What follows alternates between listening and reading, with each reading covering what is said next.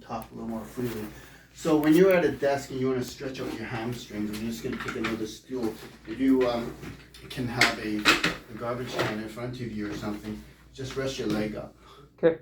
That'll help you lengthen this. And the hamstrings attached from below the knee to your ischium in your hips isn't going to stretch much if you bend your body forward, of course, right?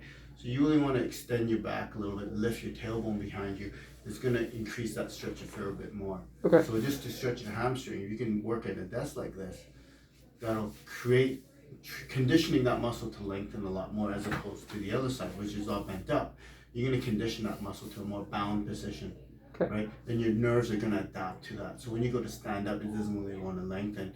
Instead, it starts to tug on your hips and tug on your knee and creates more tension there, right? Okay. So, and of course, if you turn to the side like this, you can stretch your adductor magnus a little bit more, which kind of runs in tandem with your hamstrings just a little bit more on the inside, right? But mostly on the hamstrings, just pull your toes in, which sort of engages the gastrocs as well. That's below the knee, and that crosses above the knee. So the hamstring and gastrocs crisscrossing each other creates a lot of congestion through here. Okay. If you don't stretch it out, it just sort of gums up and starts affecting the knee. Right? On the other side, you're sitting on a stool or even a chair. The armrest doesn't help very much because that just gets in the way. Yeah.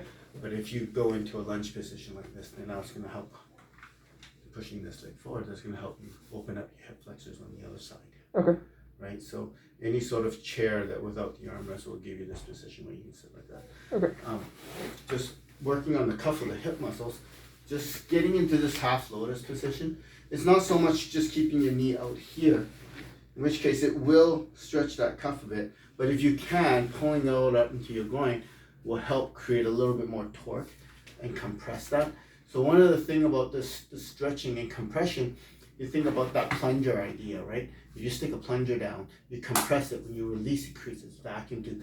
So when you create this torque and compression to the hips, it sort of squishes everything out. So when you go to release it, it kind of allows for opening and drawing in more fluid. Okay.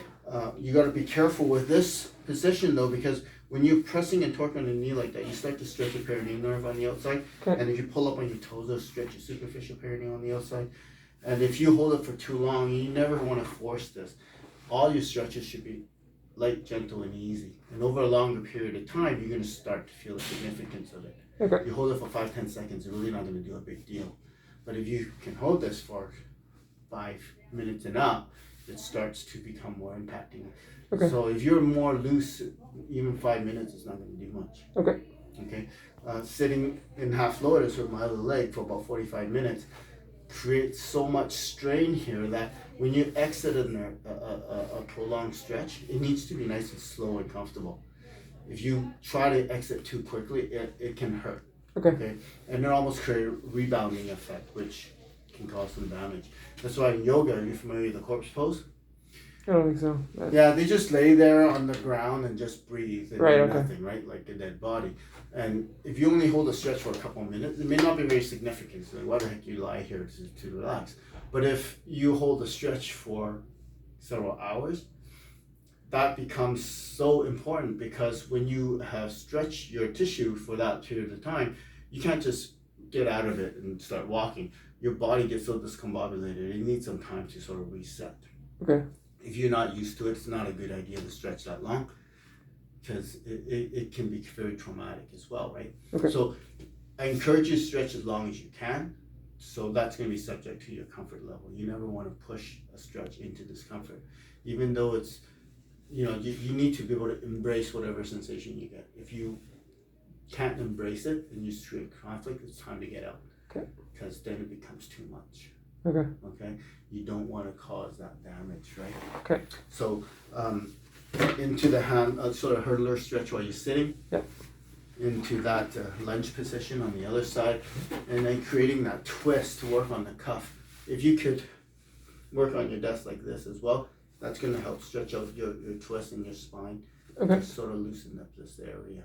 Okay. And I think for the hip, adding to your sitting position, those are probably help you loosen up this area quite a bit. Awesome. And anytime you're sitting idle watching TV or whatnot, you can sort of incorporate that. Just changing your position rather than being so idle and in that sort of flex sitting position all the time. Okay, that makes sense.